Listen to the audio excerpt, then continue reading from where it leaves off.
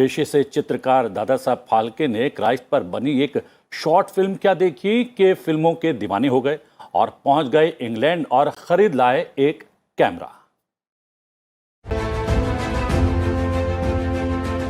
Marathi film हरिश्चंद्राची factory दस्तावेज है भारतीय सिनेमा के जनक और पितामह दादा साहब फाल्के के जीवन का और सिनेमा से दादा साहब फाल्के के प्रेम का।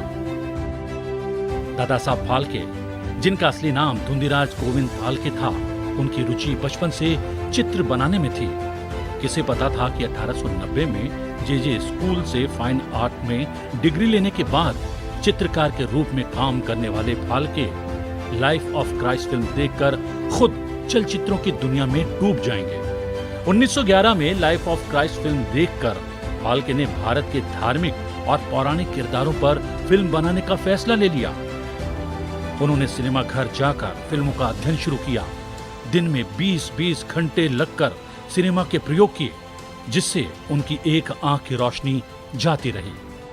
फिल्म बनाने के अपने सपने को पूरा करने के लिए फाल्के साल 1912 में पैसे उधार लेकर लंदन रवाना हो गए। लंदन में फाल्के ने फिल्म निर्माण के बारे में जानकारी हासिल की। कैमरे सहित फिल्म निर्माण से जुड़े कुछ उपकरण लेकर वो मुंबई वापस आ गए और अपनी फिल्म कंपनी शुरू की। लेकिन फिल्म बनाने के लिए पैसों की आवश्यकता थी जो फाल्के के पास नहीं थे। ऐसे में उनकी पत्नी सरस्वती ने अपने गहने बेचकर पैसों का इंतजाम किया और अपनी कंपनी के बैनर तले फाल्के ने पहली मूवी बनाई, जिसका नाम था राजा हरिश्चंद्र। राजा हरिश्चंद्र थिएटर कर चुके फाल्के खुद बने, लेकिन फिल्म में तारामती की भूमिका के लिए अभिनेत्री की आवश्यकता थी और कोई महिला अभिनय करने के लिए तैयार नहीं हुई। अभिनेत्री की तलाश में फाल्के को रेड लाइट एरिया तक जाना पड़ा। थककर एक रेस्टोरेंट में काम करने वाले बैरे सालुंखे को तारामती बनाया गया। राजा हरिश्चंद्र फिल्म बनाने में फाल्के को लगभग 6 महीने का समय लगा और इन 6 महीनों तक उनकी पत्नी फिल्म के निर्माण में लगे 500 लोगों का खाना बनाती थी। यही नहीं, फिल्म के कलाकारों का कॉस्ट्यूम भी उन्होंने अपने हाथों से तैयार किया। फाल्के के बेटे ने राजा हरिश्चंद्र के बेटे रोहितांश का किरदार निभाया।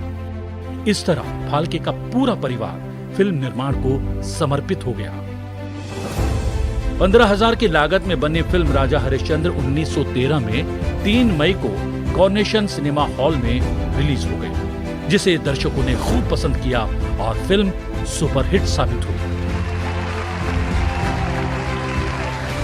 19 साल के करियर में दादा साहब फाल्के ने 95 फिल्मों और 27 लघु फिल्मों का निर्माण किया और भारतीय सिनेमा की ऐसी नींव रखी जिस पर 1.5 अरब कारोबार करने वाली फिल्म उद्योग की इमारत खड़ी हो गई। फिल्म निर्माण में दादा साहब के योगदान को सम्मान देने के लिए 1969 में दादा साहब फाल्के अवार्ड देने की शुरुआत की गई और ये अवार्ड भारतीय सिनेमा का सबसे बड़ा सम्मान बन गया।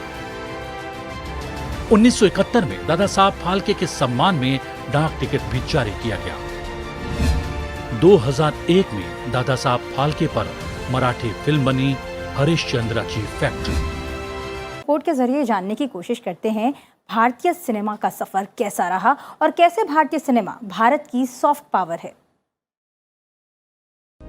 भारतीय फिल्म और संगीत की मुरीद सारी दुनिया है।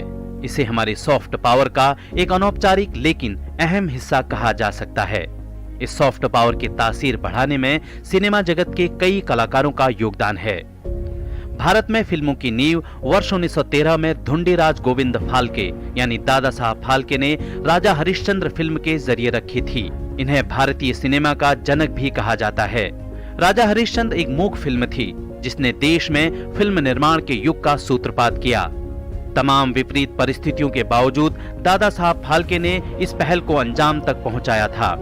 आज फिल्म निर्माण उद्योग अरबों रुपए की टकसाल बन चुका है। ताजा आंकड़ों के अनुसार भारतीय फिल्म उद्योग की वैल्यूएशन करीब 20,000 करोड़ रुपए की है। यहाँ हर वर्ष 20 भाषाओं में करीब 2,000 फिल्मों का निर्माण हो रहा है। धार्मिक और पौराणिक किरदारों से प्रारंभ हुआ ये सफर आज सामाजिक राजनीतिक गलियारों से गुजरते हुए साइंस फिक्शन की ऊंचाइयों तक पहुंच चुका